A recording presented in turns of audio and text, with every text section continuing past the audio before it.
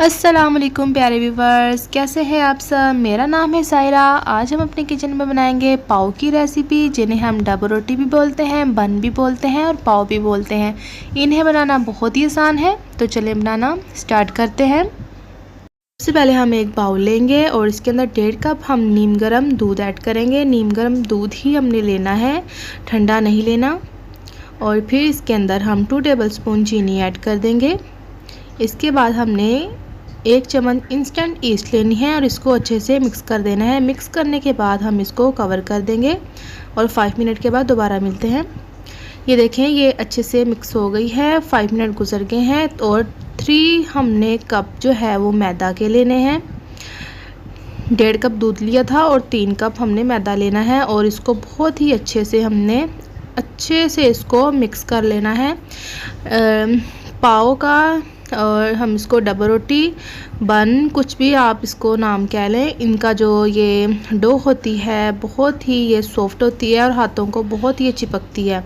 तो बस आपने इसको इग्नोर करते हुए बस इसको बहुत अच्छे से इसको मिक्स करी जाना है। और थोड़ा सा ऑयल ऐड करेंगे, तकरीबन 2 टेबलस्पून, और बस हमने इसको मिक्स करते जाना है। इसको तब तक हमने मिक्स करना है जब तक ये हमारे हाथों से बिल्कुल अलग ना हो जाए।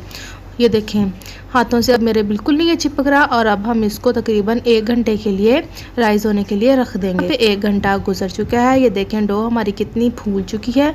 और अब हमने क्या करना है, इसको हम निकाल लेंगे और इसको हाथों की मदद से ऐसे निकाल के, थोड़ा सा ऑयल आप हाथों में लगा लेना। इससे ऐसे होगा ना कि आपके हाथों में ना चिपकेगा नहीं। बस इसको इस तरीके से अब हमने इसको पार्ट्स में हमने इसको डिवाइड कर लेना है। पहले हम इसको दरमियान से आधा करेंगे और फिर छोटे छोटे हम इसके साइड से कट लगा लेंगे। तकरीबन ये हमारे बनेंगे 8 बनेंगे हमारे बन। ये देखें, इस तरीके से हमने कट लगा लेने।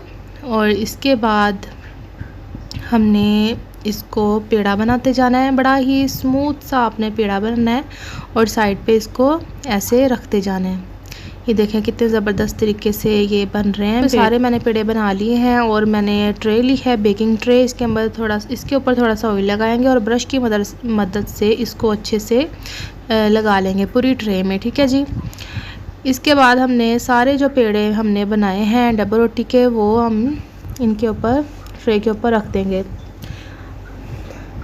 ये देखें इस तरीके से। और इसको हमने 10 मिनट के लिए रख देना ताकि ये डबल हो जाए फूल के। उतनी देर मैं आपको दिखाती हूँ प्री हीट करने का तरीका। यहाँ पे मैं ओवन को प्री हीट करना बताऊँगी आपको। यहाँ पे 180 डिग्री पे हम इसका टेम्परेचर रखेंगे। प्री हीट करने का तरीका मैं आपको बता रही हूँ।